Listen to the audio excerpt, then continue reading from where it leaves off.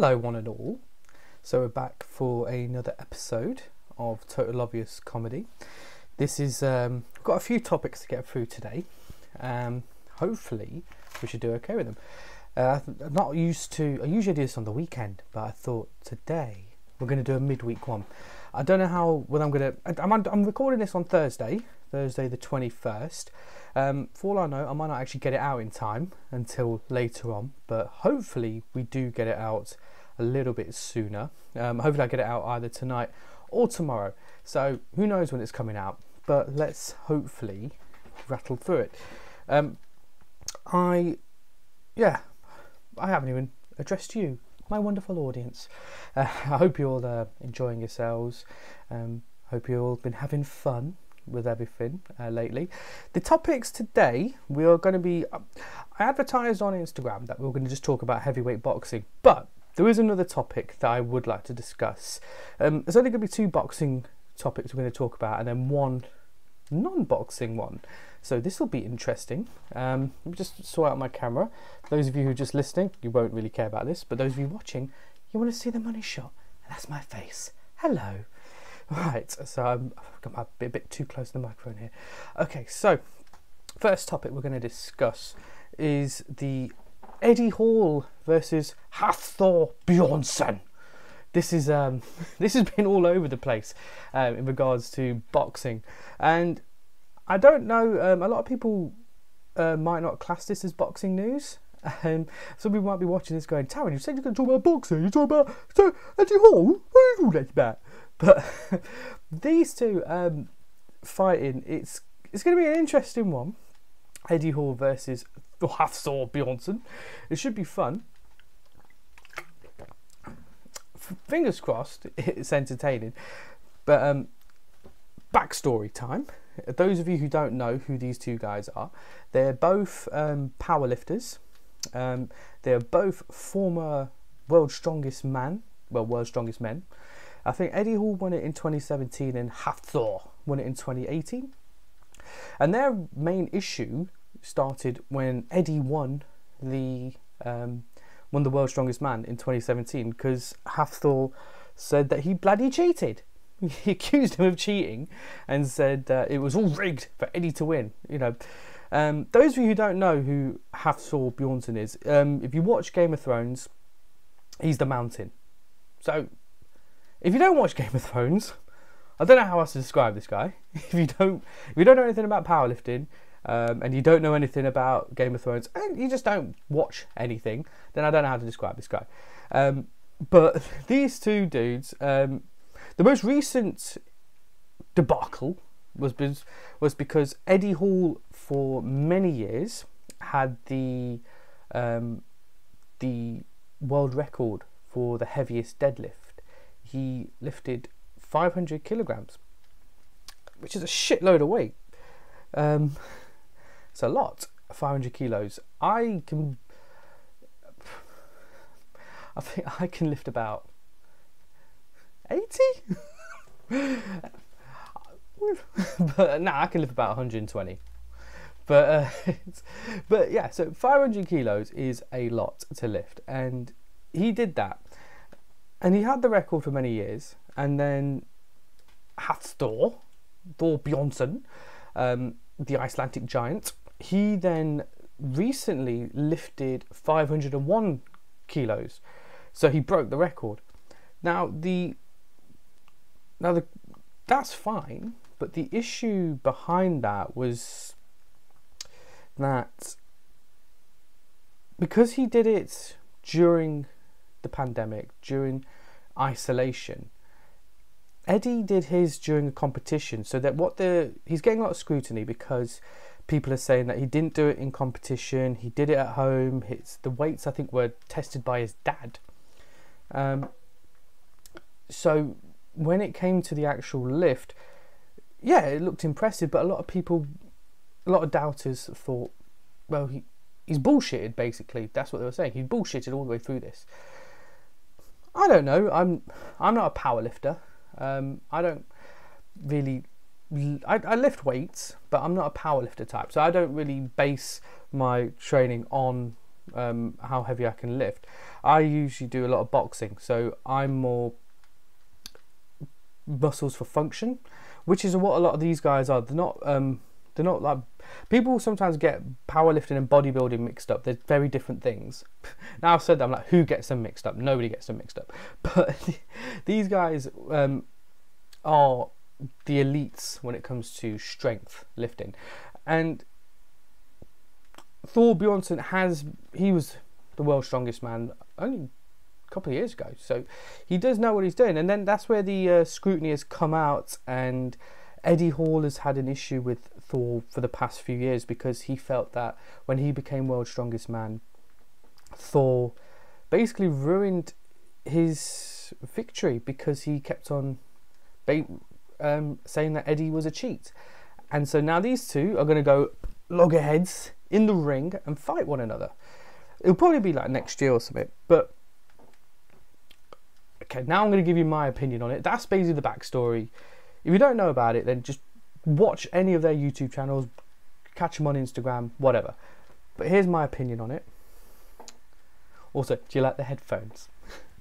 I found these in my garage. They're not even that good. I don't even know if they're making any difference at all. But see if it's any good.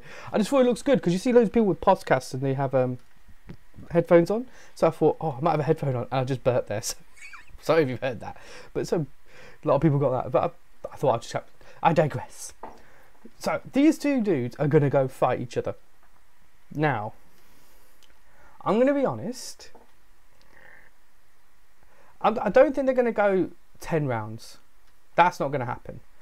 They will probably go a maximum 6 rounds. This fight's going to be. It's going to be like the KSI Logan Paul fight. That they're not professional fighters. They're YouTubers who are doing boxing. So they set it for 6 rounds. That's it. That's going to be the same case with these guys. Probably going to be only 6 rounds. And it won't be... These guys are going to be heavy hitters, but they're not going to be punching as hard.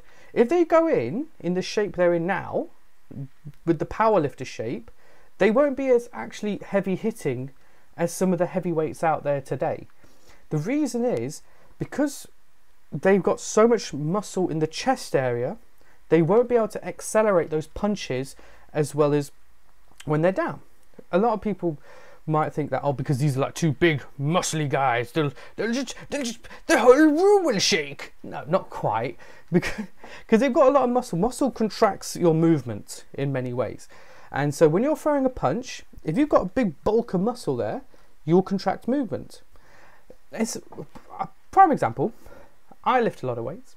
I got very big at one point, and then I did a white collar fight. That's right, plug in here. You can actually watch that on YouTube. Type in Tharun Chelley boxing, or just type in Tharun Chelley. It's one of the first things that comes up.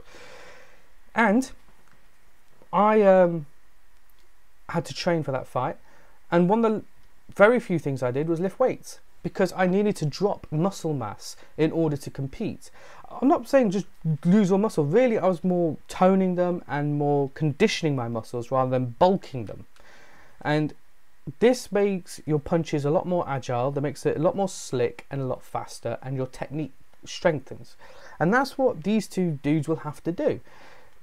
When they go into the ring next year and fight each other, don't expect them to look how they do now. They will look completely different because they won't physically be able to fight unless they do. Neither one of them will actually be able to go 1 round, let alone 6 rounds, if they look the way they do now. Now, will it be an entertaining fight? Well, if you actually go on their Instagram, you can actually see Eddie Hall. I think he did a charity fight years ago. And you can see him, he's done some sparring. So he has done some training. And I think Hafthor, I'm just going to call him Thor, fuck it, I'm going to call him Thor. I think he did a little bit of sparring with Conor McGregor. And obviously both, took a lot of punches. But the big dudes, so they're not going to be easy to knock out against people who are lighter weight divisions.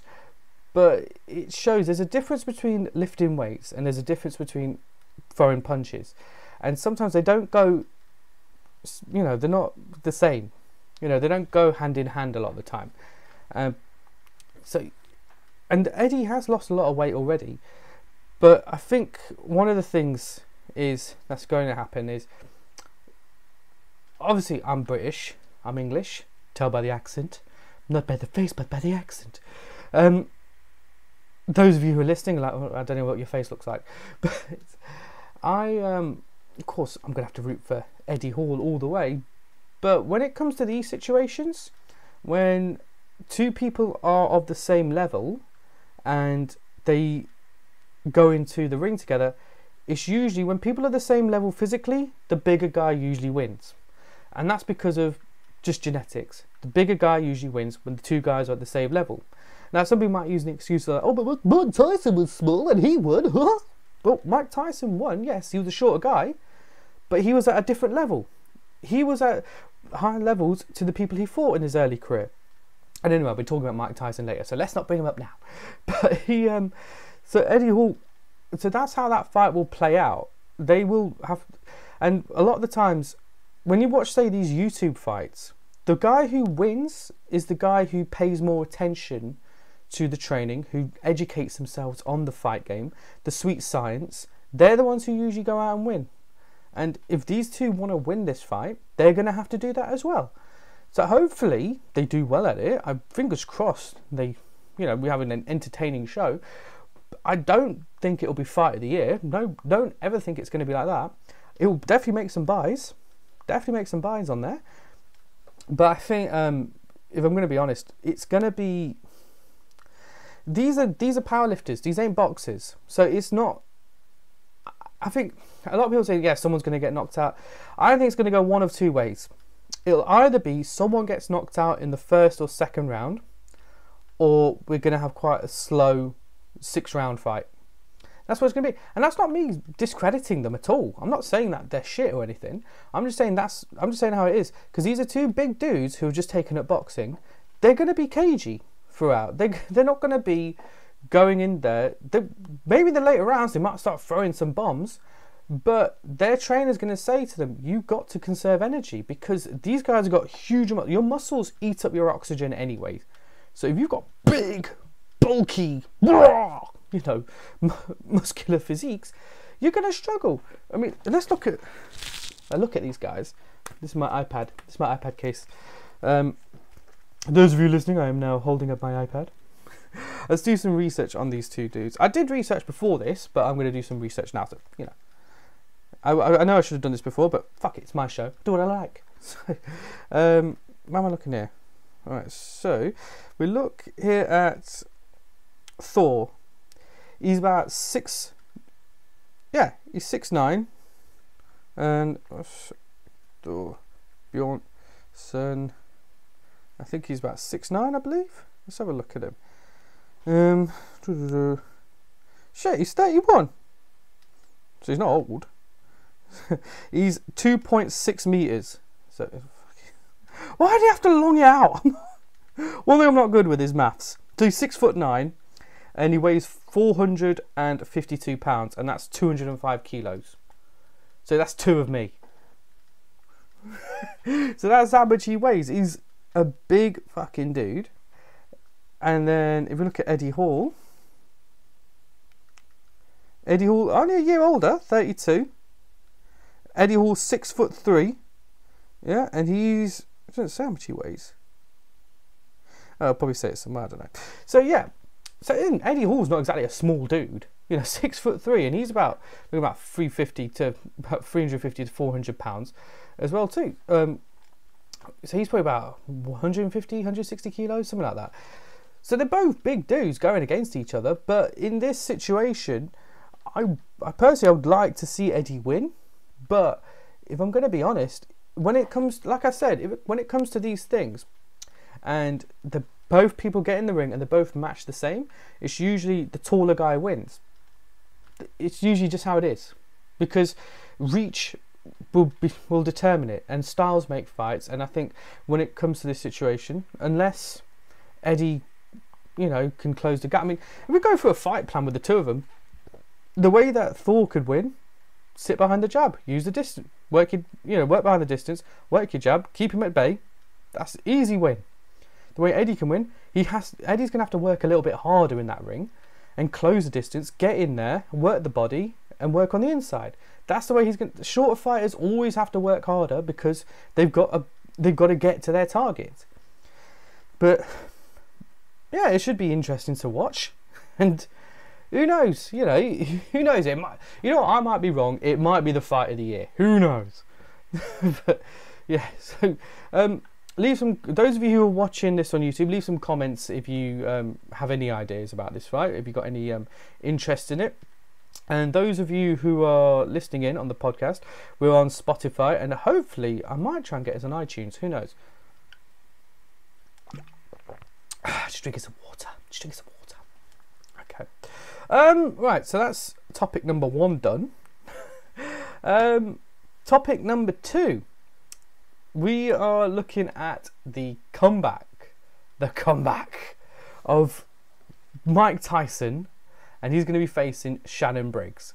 Now, this is interesting. This has intrigued me quite a bit, and this is probably the biggest news in the boxing community. This is the biggest news in terms of nostalgia, because I don't know if those of you have seen on Instagram or whatever, or Facebook or anything, or Twitter, Tyson has been doing some pad work, and he looks legit. He looks good. He's got that movement. He's got that speed. He's solid, and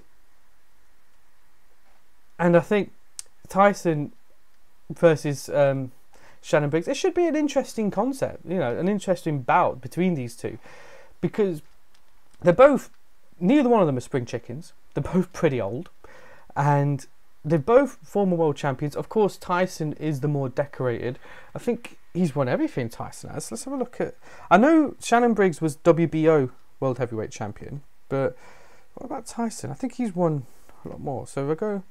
Tyson. And you know what? I type in Tyson. I bet the first is going to come up is Tyson Fury. Let's have a look. Oh no, it's Mike Tyson. All right, that didn't used to be the case. That did not used to be the case. If you typed in Tyson a few weeks ago on Google, first thing that come up was usually Tyson Fury. So let's have a look. Tyson. Why is it hard to find all these bloody things sometimes? This is why you should always do the things beforehand. Get your stuff ready before you start your podcast, silly. All right, let's go through the... Because I think he's won Tyson won the WBC. He's done. I think he's won the IBF and all that. Like, he's won the WBA. Yeah, he's won the WBA, WBC, IBF, world heavyweight titles. I think he's won WBO as well. I'm not entirely sure. He's won the IBO. Yeah, he's won the IBO as well. But yeah. But anyway, so if we look at let's compare the two. So let's look at Shannon Briggs. I'm not showing this on the screen because I don't know how to. So you're just gonna have to bear with me, everyone. Shannon Briggs. Here we go. So Tyson. Let's start with Shannon. Actually, Shannon is 48 years old, so I think he is the junior of the two, whereas Tyson is coming in at the tender age of 53. So you've got a 53-year-old versus a 48-year-old. Start with Shannon Briggs, because a lot of people who aren't fight fans, let's be honest, you might not know who Shannon Briggs is. And Shannon Briggs is a former world champion. He's former heavyweight. The problem with Shannon Briggs was his best years, I found, were during the Klitschko era. And the Klitschko brothers just dominated everything. So he wasn't able to become the legend that he could have been, because he fought in an era where the Klitschkos just dominated everything. So unfortunately, he wasn't able to, you know, become the big name. So when people think of the heavyweight division in the 2000s, the first thing they think of is Vladimir Klitschko, Vitaly Klitschko. They don't think about Shannon Briggs. That's why he's not really recognized as the best in the world at that time. And he had a K1 career. Why did he do K1? That's kickboxing, for those of you who don't know. So let's look at their records. So Shannon Briggs, he had 68 fights, 60 wins, 53 by way of knockout, 7 by decision. and he had 6 losses, 2 losses by knockout and 4 by decision. So not a bad record, actually. You don't see many people, I don't think you'll see many fighters get to records that high nowadays. You won't see that. I doubt you'll see Anthony Joshua or Tyson Fury get to records that high. The only one who's near that is Deontay Wilder, but a lot of his wins, you know. But it's he had a no contest, yeah, as well too. But he, I think, yeah, he got unanimous decision loss to Vitaly Klitschko, and then he went on a big winning streak. But he's got a lot of. Even his last fight, he knocked the guy out. So he's not been shit, you know, lately. So that's where Shannon Briggs has done quite well in that. And then we look at, say, Mike Tyson, for example. Now, quickly, got to do their heights. So I think Shannon Briggs, his height is 6'4". So he's actually taller than Eddie Hall. Shannon Briggs is. So he's going to be the height factor in that. And Tyson is at the height of 5'10". So Mike Tyson's my height. So, and Tyson actually had less fights. He's had 58 fights, 50 wins, 44 by way of knockout, 6 losses, 2 no contests. But the difference is between the two of them is towards the later end of their careers. Shannon Briggs' career, he was winning, and he was winning by knockout. Okay, a few of the guys he fought, they weren't great, but he was winning. Tyson was losses, and a lot of them, Tyson was to pay the bills. I mean, his last fight was in 2005 against Kevin McBride, and he was retired in the 6th round. But whatever happened to Kevin McBride? I mean, he was a bit of a, he had 10 losses on his own. So Tyson, in his day, would have destroyed this guy. And obviously Tyson, those we know, his first loss was to Buster Douglas. But he did then go back to winning ways, and he had 2 losses to Evander Holyfield. And obviously the Lennox Lewis fight, he lost that one. But a lot of people saying that was 10 years too late, that fight. Bit like the Pacquiao-Mayweather fight. But it's... what I think of this fight, it should be interesting to watch. Mike Tyson, obviously a legend of the game. People still are fans of him today. They're still massive fans of him. And if you watch his early career, like when he fought Holmes and his early fights, he was an artist in the ring. But, and this is a big but, these guys are both old. Obviously Shannon Briggs is a little bit younger, but late 40s, early 50s, not much of a difference in that sense. What I would say is Mike Tyson has recently got himself back in shape. There was a point where he went really fat, and I mean fat, but he's recently got himself back into shape. Shannon Briggs has always been in shape. So for him to now go into training camp wouldn't be that much of an issue. It wouldn't be much of a shock to his system. Whereas to someone like, say, Tyson, it might be a bit more of a shock to the system. And this is where I mentioned earlier that when it came to Tyson in his early days, height didn't mean anything because he was the better fighter. Now it might be an issue. It might mean something now, because towards the end of Tyson's career, the height issue became an issue. We saw it against Lennox Lewis, saw it against Kevin McBride. He even got beaten by Danny Williams. So, I mean, and Danny Williams got beaten up by Audley Harrison, even though Danny Williams did beat Audley Harrison the first time they met. But, you know, Danny Williams was never a great fighter. So Tyson's record ends with him losing to people who, in Tyson's day, Tyson would have destroyed them. That's one of the questions. Is, of course, these two never really met in the ring. Or did they meet in the ring? I don't think they did. I don't think they ever fought each other. Quickly look. Don't think they fought each other. No, they didn't. Nah.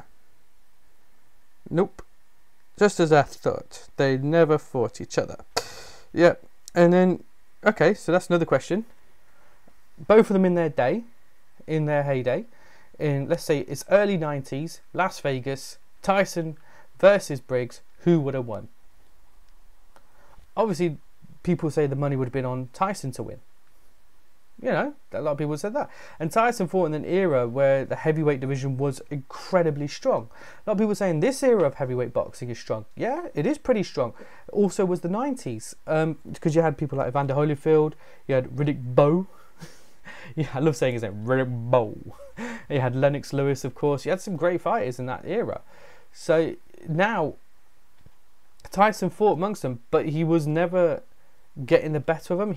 The best one he fought out of them, I think he fought Evander Holyfield, but he lost twice to him, and one of those times he bit his bloody ear. So that's where Tyson's career was strong.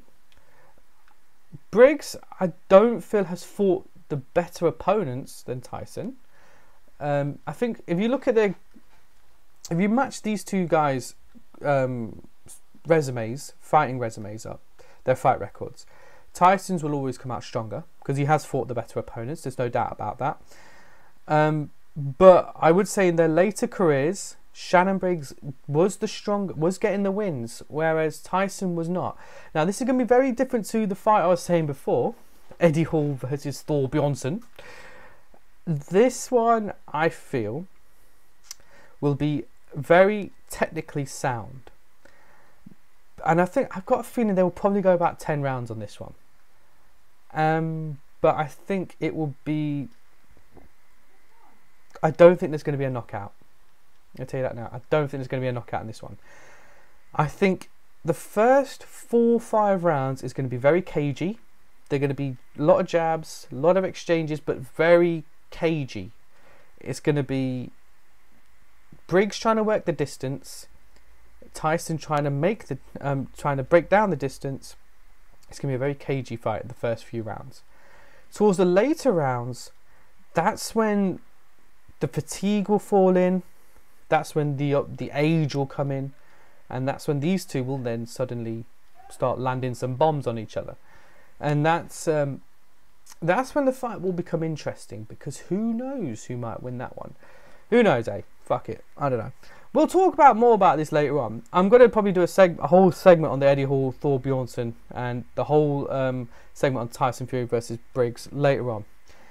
I suppose obviously when we come closer to those. I'm just going through them now because I just think it's fun to talk. Now, last topic today. This I wasn't going to talk about, but I thought, fuck it, I'm going to talk about this. It's exciting. Let me drink some water before I talk about this one.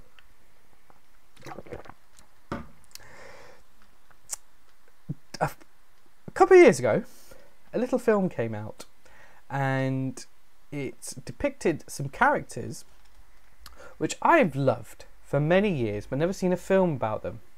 It was called The Justice League. Now, Justice League, the movie, those of you who've seen it, is shit. It's terrible. I watched it in the cinema with my friends. I've been excited. I mean, if you look on my wall here, I've got the Joker sitting right behind me now. This room I'm in is covered with comic book shit, and I don't do that just for the videos. I do this because I love this stuff. And I've even got a picture of the Justice League on my wall. So you can imagine how excited I was to see them on the big screen. But there was always these issues with this, with the DC cinematic universe. Because obviously it gets compared to the Marvel cinematic universe. It's always seen as, like, you know, catching up. Because Marvel did so well with theirs. They've smashed it. Let's face it. There's no way DC can possibly catch up with them. There's no way. But they could at least make some good films. And the first one in this DC cinematic universe was Man of Steel. I think that's back in 2012 now. It's so long ago now, isn't it?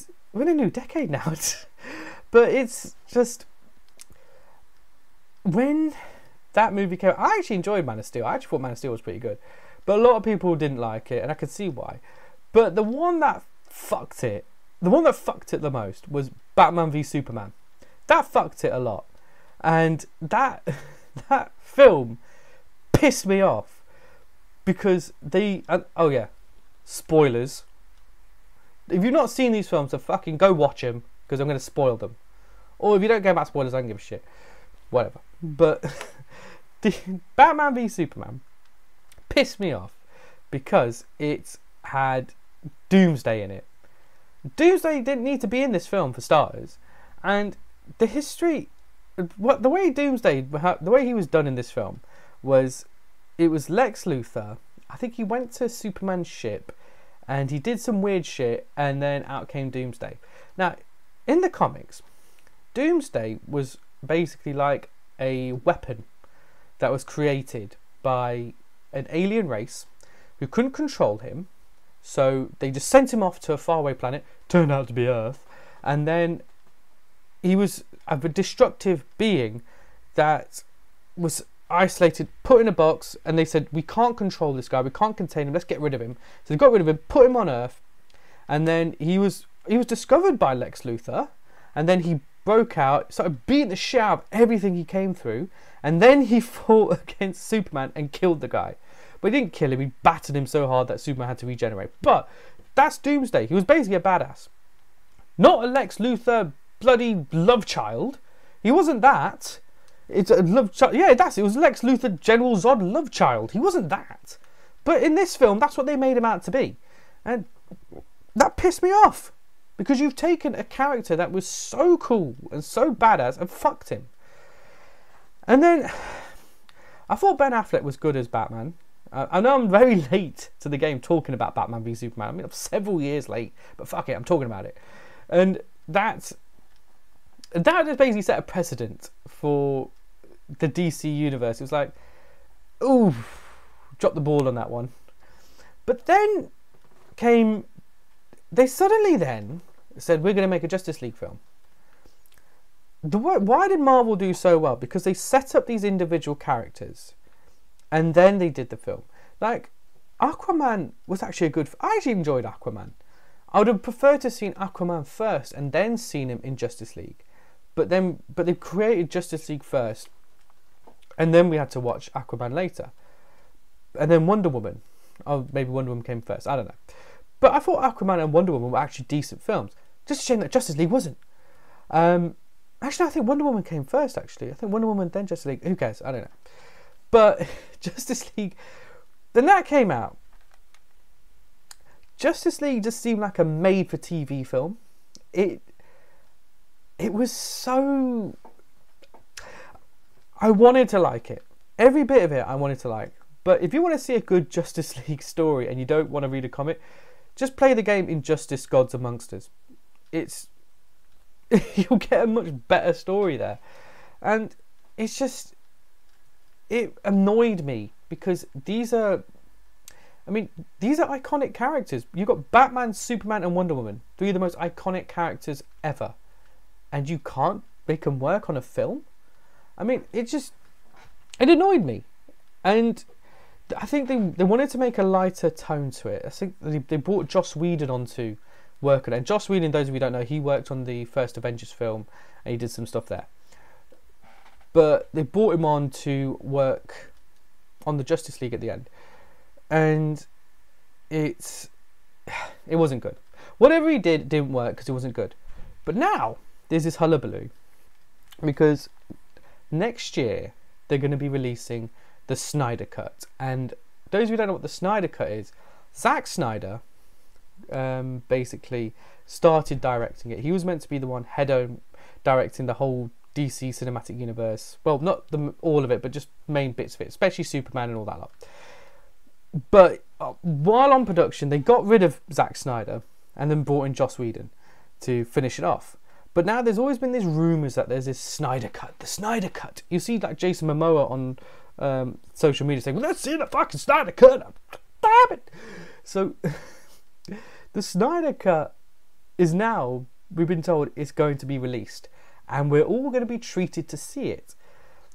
So that'd be good, but my thoughts on this, do we need to see it? I mean, how different is the Sneyder Cut going to actually be? I mean, for all we know, it could be worse. Some people are talking like it's going to be the greatest thing ever, that we see the Sneyder Cut, that's going to make all the difference, and suddenly it's going to redeem the whole property. We don't know that. For all we know, it might be a pile of shit. For all we know, it might be Oscar-winning, produce. But we don't know that. So, I mean, I wanted to see the Justice League. I love seeing these characters put on the big screen. But in regards to a film that wasn't really good when it was released, and now we're going to see another cut from a director who was meant to be working on it, but then he got kicked off the project by the company running it, by Warner Brothers, and then we get to see his version. I don't know, I'm dubious. It might be good. I hope it's good. I hope any DC movie is good. I hope they're good. But, you know, hopefully it is. Fingers crossed. Yeah, and this I'll probably discuss further. These are just brief topics I've talked about today. I'll be discussing these in much more depth at a later date. And if you guys got any ideas what you want me to talk about, by all means, let me know. I will gladly discuss them. Alright, so this has been me. This has gone on quite a while, actually. Alright, I'm done. I'm going to go train now. So stay safe, everybody. Like, subscribe, make sure you listen to more. Tell your friends, tell everybody about this. And I will see you guys soon. Alright, take care all.